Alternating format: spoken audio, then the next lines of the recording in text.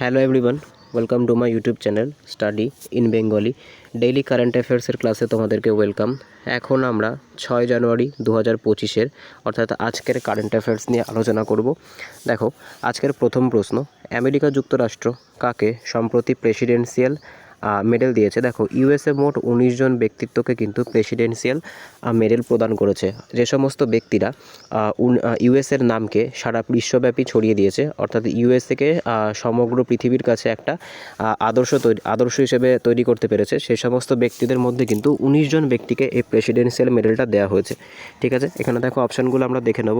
Lionel Messi, Hillary Clinton, দুজনকেই, এবং Donald Trump. দেখো, এই যে সঠিক উত্তর আছে, আমাদের যে সঠিক উত্তর হয়ে যাবে কিন্তু লিওনেল মেসি এবং হিলারি ক্লিন্টন সহ আরও 19 জন ব্যক্তিত্বকে কিন্তু এই আমেরিকা যুক্তরাষ্ট্রের প্রেসিডেন্সিয়াল অ্যাওয়ার্ডটা দেওয়া হয়েছে। আমাদের জন্য সবথেকে বেশি ইম্পর্ট্যান্ট দুটো নাম কিন্তু লিওনেল মেসি এবং হিলারি ক্লিন্টন। এই যে লিওনেল মেসি, ইনি কিন্তু একজন ফুটবলার। লিওনেল মেসিকে কিন্তু আমরা সকলেই চিনি।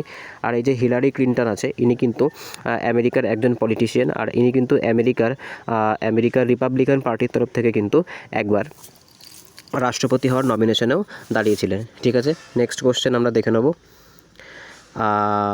এডিআর রিপোর্ট অনুযায়ী ভারতের সবথেকে ধনী মুখ্যমন্ত্রীকে। দেখো, যে এডিআর আছে সেই এডিআর কিন্তু ভারতের সবথেকে ধনী মুখ্যমন্ত্রীদের লিস্ট জারি করে। ঠিক আছে, সেই এডিআরের রিপোর্ট কিন্তু প্রকাশিত হয়েছে। এডিআরের রিপোর্ট অনুযায়ী ভারতের সবথেকে ধনী মুখ্যমন্ত্রীকে, দেখো আমাদের এখানে অপশানগুলো আমরা একবার দেখে নেব। মমতা ব্যানার্জি, চন্দ্রবাবু নাইডু, রেভেন্থ রেড্ডি আর ভগবন্ত মান। এখানে ব্যাক টু ব্যাক 4টে অপশানের মধ্যে কোনটা আমাদের সঠিক উত্তর হয়ে যাবে? দেখো, সঠিক উত্তর হয়ে যাবে কিন্তু চন্দ্রবাবু নাইডু। চন্দ্রবাবু নাইডু বর্তমানে কিন্তু আমাদের যে অন্ধ্রপ্রদেশ আছে, সেই অন্ধ্রপ্রদেশ রাজ্যের মুখ্যমন্ত্রী। ইনি কিন্তু তেলেগু দেশম, ঠিক আছে, তেলেগু দেশম পার্টি থেকে কিন্তু বিলং করেন। ইনি কিন্তু অন্ধ্রপ্রদেশের বর্তমান মুখ্যমন্ত্রী। এই চন্দ্রবাবু নাইডুর যে সম্পত্তির পরিমাণ, সেটা কিন্তু প্রায় 931 কোটি। ঠিক আছে, 931 কোটি কিন্তু চন্দ্রবাবু নাইডুর সম্পত্তির পরিমাণ। আর ইনি কিন্তু ভারতের বর্তমান সবথেকে কোনো রাজ্যের ধনী মুখ্যমন্ত্রী। ঠিক আছে, আর যদি তোমাদেরকে কোশ্চেন করা হয় যে ভারতের এডিআর রিপোর্ট অনুযায়ী সবথেকে গরিব মুখ্যমন্ত্রীকে, সেক্ষেত্রে কিন্তু সবথেকে গরিব মুখ্যমন্ত্রী কিন্তু হয়ে যাবে আমাদের মমতা ব্যানার্জি। ঠিক আছে, মমতা ব্যানার্জির মোট সম্পত্তির পরিমাণ কিন্তু যদি আমরা হিসেব করি তাহলে কিন্তু 15.38 লাখ। ঠিক আছে, মাত্র 15.38 লাখ। যেখানে চন্দ্রবাবু নাইডুর হচ্ছে 931 কোটি, সেখানে কিন্তু মমতা ব্যানার্জির কম্পেয়ার করলে দেখতে পাবো আমরা 15.38 লাখ। ঠিক আছে, আকাশ পাতাল কিন্তু একটা পার্থক্য। তো এডিআর রিপোর্ট অনুযায়ী ভারতের সবথেকে ধনী মুখ্যমন্ত্রীকে, আমাদের সঠিক উত্তর হয়ে যাবে কিন্তু চন্দ্রবাবু নাইডু। ঠিক আছে, চন্দ্রবাবু নাইডু কিন্তু হয়ে যাবে আমাদের সঠিক উত্তর। দেখো, এখানে কিন্তু আরও দুটো নাম আছে। একটা হচ্ছে রেভেন্থ রেড্ডি বর্তমানে কোন রাজ্যের মুখ্যমন্ত্রী? তো আমাদের সঠিক উত্তর হয়ে যাবে কিন্তু তেলেঙ্গানা রাজ্যের মুখ্যমন্ত্রী রেভেন্থ রেড্ডি। আর এই যে ভগবন্ত মান আছে, ইনি কিন্তু পাঞ্জাব রাজ্যের বর্তমান মুখ্যমন্ত্রী। ঠিক আছে, মনে রাখবে এই পয়েন্টগুলো। নেক্সট কোশ্চেন আমরা দেখে নেব। খো ওয়ার্ল্ড কাপ 2025 জন্য কাকে বা কাদেরকে শুভঙ্কর বা মাস্কট হিসেবে নিযুক্ত করা হয়েছে? দেখো, এই মাস্কট রিলেটেড কোশ্চেন কিন্তু পরীক্ষাতে ভীষণ পরিমাণে আসে। ঠিক আছে, তো খো ওয়ার্ল্ড কাপ, দেখো খো ওয়ার্ল্ড কাপ 2025, সবার প্রথম তোমাদেরকে বলে রাখি যে খো ওয়ার্ল্ড কাপ আছে, সেই খো ওয়ার্ল্ড কাপ যে 2025, এটা কিন্তু ভারতে অনুষ্ঠিত হবে। ঠিক আছে, ভারতের মুম্বাইতে কিন্তু এটা অনুষ্ঠিত হবে। আর এই খো যে ওয়ার্ল্ড কাপ হবে, তার যে ব্র্যান্ড অ্যাম্বাসেডর, তাকে কিন্তু সালমান খান, অর্থাৎ সালমান খানকে আর কিন্তু টাইগার শ্রফকে কিন্তু এই খো যে ওয়ার্ল্ড কাপ হবে তার ব্র্যান্ড অ্যাম্বাসেডর নিযুক্ত করা হয়েছে। এইবার এই যে খো ওয়ার্ল্ড কাপ আছে, এই খো ওয়ার্ল্ড কাপের জন্য কিন্তু মাস্কট নির্ধারণ করা হয়েছে। এক্ষেত্রে মাস্কট কি করা হয়েছে? এক্ষেত্রে কিন্তু মাস্কট করা হয়েছে তারা ও তেজাস। ঠিক আছে, তারা ও তেজাস নামে দুটি ছবি আছে, অ্যানিমেটেড বিয়ারের ছবি, অর্থাৎ অ্যানিমেটেড ভাল্লুকের ছবি, তাদেরকে কিন্তু মাস্কট তৈরি করা হয়েছে। এখানে যে তারা আছে, তারা হচ্ছে মহিলাদের জন্য, অর্থাৎ মহিলা খো যে চ্যাম্পিয়নশিপটি হবে তার জন্য। আর তেজস কিন্তু ছেলে, অর্থাৎ পুরুষদের যে খো ওয়ার্ল্ড কাপ হবে তার জন্য। ঠিক আছে, এছাড়া আর একটা জিনিসও কিন্তু নির্ধারণ করা হয়েছে, ছেলে যে সমস্ত, অর্থাৎ পুরুষ যে খো ওয়ার্ল্ড চ্যাম্পিয়নের যে কাপটা হবে, সেটা কিন্তু ব্লু কালারের হবে। ঠিক আছে, সেটা ব্লু কালারের হবে।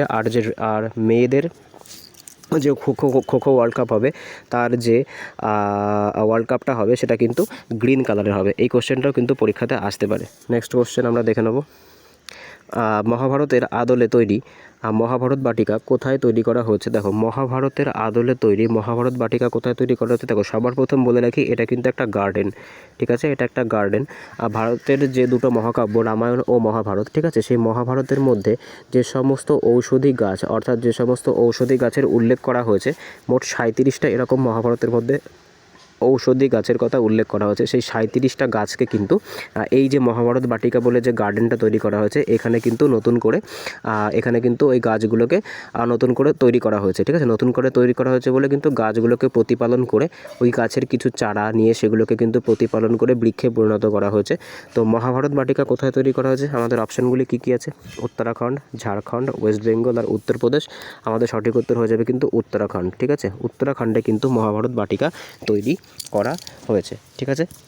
এক্ষেত্রে আরেকটা জিনিস মনে রাখবে, এই উত্তরাখণ্ডে কিন্তু রামায়ণ বাটিকাও আছে, ঠিক আছে। রামায়ণ যে বাটিকা আছে সেটাও কিন্তু উত্তরাখণ্ডে আছে। এটা কিন্তু একটা গার্ডেন যেখানে কিন্তু রামায়ণ এবং মহাভারতে উল্লেখিত বিভিন্ন রকমের যে ঔষধি গাছ আছে সেই সমস্ত গাছকে কিন্তু এখানে চারা থেকে শুরু করে বৃক্ষ পর্যন্ত গ্রো করা হয়েছে। নেক্সট কোশ্চেন আমরা দেখে নেব, সম্প্রতি কোন ভাইরাসের প্রভাবে চীনে নতুন করে আবার মৃত্যু হচ্ছে? দেখো চীনে কিন্তু নতুন আবার একটা ভাইরাস দেখা দিয়েছে, ঠিক আছে। কোভিড-19 পরে, কোভিড-19 5 বছর পরে কিন্তু এই ভাইরাসটা আবার চীনে দেখিয়ে দিয়েছে, যেটা কিন্তু পরবর্তী থ্রেট হতে পারে, ঠিক আছে। চীনে কিন্তু প্রচুর ভিডিও ভাইরাল হচ্ছে যেখানে কিন্তু হসপিটালগুলোতে লাইন পড়ে গেছে, বেড নেই, মানুষজন কিন্তু রাস্তায় তাদের যে রোগী নিয়ে কিন্তু বসে আছে, ঠিক আছে। তো সঠিক উত্তর কী হয়ে যাবে? সঠিক উত্তর হয়ে যাবে কিন্তু HMPV ভাইরাস, ঠিক আছে। এই যে HMPV ভাইরাস আছে, এই HMPV ভাইরাস কিন্তু চীনে নতুন করে শুরু হয়েছে, ঠিক আছে। তো এই HMPV ভাইরাসের ফুল কথা কি? এটা কিন্তু হিউম্যান মেটানিউমো ভাইরাস, ঠিক আছে। হিউম্যান মেটানিউমো ভাইরাস কিন্তু নতুন করে আবার চীনে দেখা দিয়েছে, যেটা কিন্তু পরবর্তীতে আবার বিশ্বব্যাপী একটা থ্রেট হতে পারে, বা যেটা কিন্তু বিশ্বব্যাপী আবার একটা এপিডেমিক হতে পারে। আর এই যে HMPV ভাইরাস আছে এটার সাথে কিন্তু করোনা ভাইরাসের অনেক মিল আছে। সেখানে যে সমস্ত সিমটমস ছিল, অর্থাৎ করোনার ক্ষেত্রে যে সমস্ত সিমটমস ছিল সেই একই রকম সিমটমস কিন্তু এই HMPV ভাইরাসেও লক্ষ্য করা যাচ্ছে, ঠিক আছে।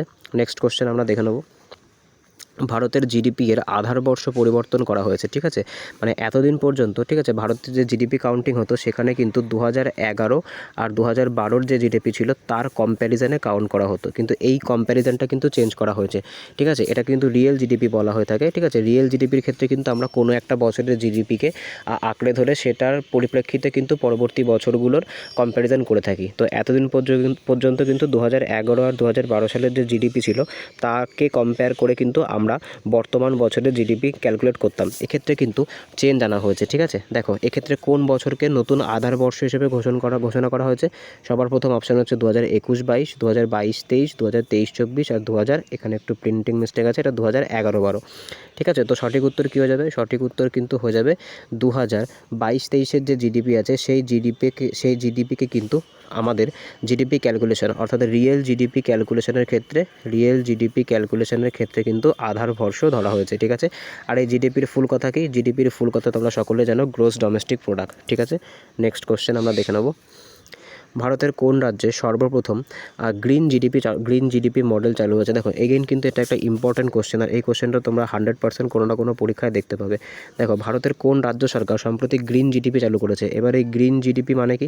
দেখো গ্রিন জিডিপি মানে কিন্তু এখানকার, অর্থাৎ এটা কিন্তু সর্বপ্রথম বলে রাখি, এটা কিন্তু ছত্তিশগড় রাজ্য চালু করেছে। ছত্তিশগড় রাজ্যের যে সমস্ত বনভূমি আছে সেই সমস্ত বনভূমি অঞ্চলগুলিকে কিন্তু জিডিপির আওতায় আনা হয়েছে, অর্থাৎ বনভূমি বলা হয়েছে যে বনভূমিও কিন্তু আমাদের জিডিপিতে পার্টিসিপেট করে। বনভূমি জিডিপিতে কি প্রদান করে? বনভূমি কিন্তু জিডিপিতে আমাদের যে ইকোলজিক্যাল ভ্যালুর জিনিসগুলো আছে, অর্থাৎ আমাদেরকে কিন্তু শ্বাসবায়ু অর্থাৎ অক্সিজেন প্রদান করে থাকে, এটাকে কিন্তু জিডিপির আওতায় আনা হয়েছে। তো আমাদের সঠিক উত্তর কী হয়ে যাবে? আমাদের সঠিক উত্তর হয়ে যাবে কিন্তু ছত্তিশগড় রাজ্য কিন্তু সর্বপ্রথম গ্রিন জিডিপি মডেল চালু করেছে। নেক্সট কোশ্চেন আমরা দেখে নেব, নিম্নলিখিত কাকে মেজর ধ্যানচাঁদ অ্যাওয়ার্ড 2025-এ সম্মানিত করা হয়েছে? দেখো এই যে মেজর ধ্যানচাঁদ আছে, ঠিক আছে, যে মেজর ধ্যানচাঁদ অ্যাওয়ার্ড আছে এটা কিন্তু ভারতের সর্বোচ্চ খেলার দিক থেকে কিন্তু বিচার করলে ভারতের সর্বোচ্চ ক্রীড়া অ্যাওয়ার্ড কিন্তু এই মেজর ধ্যানচাঁদ অ্যাওয়ার্ড, ঠিক আছে। এক্ষেত্রে কিন্তু 25 লাখ টাকার যে প্রাইজ মানি দেওয়া হয়ে থাকে, ঠিক আছে। এক্ষেত্রে কিন্তু দেখতে পাবে এক্ষেত্রে কিন্তু 25 লাখ টাকার যে প্রাইজ মানি তোমাদের যে সমস্ত খেলোয়াড় থাকেন তাদেরকে কিন্তু দেওয়া হয়, বিজেতা খেলোয়াড়দের কিন্তু দেওয়া হয়ে থাকে। এবার দেখো 2025 সালে কাদেরকে এই সম্মানটা দেওয়া হয়েছে? দেখো 2025 সালে কিন্তু মোট 4 জনকে এই মেজর ধ্যানচাঁদ অ্যাওয়ার্ড দেওয়া হয়েছে, ঠিক আছে। দেখো সবার প্রথম কি আছে? সবার প্রথম কিন্তু আছে ডি গুকেশ, ইনি কিন্তু একজন দাবা প্লেয়ার, তোমরা সকলে জানো ডি গুকেশ কিন্তু সবথেকে জুনিয়র, ঠিক আছে, সবথেকে জুনিয়র ওয়ার্ল্ড চেস চ্যাম্পিয়নশিপ জিতেছে মাত্র 18 বছর বয়সে, ঠিক আছে। নেক্সট কোশ্চেন কিন্তু মানু ভাকর, প্যারিস অলিম্পিকে কিন্তু ইনি প্রথম ভারতীয় যিনি একটি প্যারিস অলিম্পিকে কিন্তু 2টি ব্রোঞ্জ পদক পেয়েছেন। এরপর প্রবীণ কুমার, ইনি একজন প্যারা অলিম্পিয়ান, ইনি কিন্তু যে লং জাম্প আছে, পুরুষদের যে লং জাম্প আছে সেখানে কিন্তু স্বর্ণপদক ভারতকে এনে দেন। এরপর কি আছে হরমনপ্রীত সিং, ইনি কিন্তু ভারতের যে হকি দল, ভারতের যে পুরুষ হকি দল সিনিয়র, তার কিন্তু ক্যাপ্টেন, ঠিক আছে। তো আজকে এই অবধি ছিল। যদি ভিডিওটি ভালো লেগে থাকে অবশ্যই তাহলে চ্যানেলটিকে সাবস্ক্রাইব করো, ঠিক আছে, পাশে থাকা বেল আইকনটি প্রেস করে রেখো। এইভাবে কিন্তু ডেইলি কারেন্ট অ্যাফেয়ার্সের ক্লাস তোমাদের এই চ্যানেলে করানো হবে। যদি চ্যানেলটি যদি ভিডিওটি পছন্দ হয়ে থাকে, ঠিক আছে, তাহলে ভিডিওটিকে একটি কমেন্টের মাধ্যমে জানিও কেমন হয়েছে, আর অবশ্যই তোমরা লাইক করো, ঠিক আছে। দেখা হচ্ছে পরের ভিডিওতে, বাই।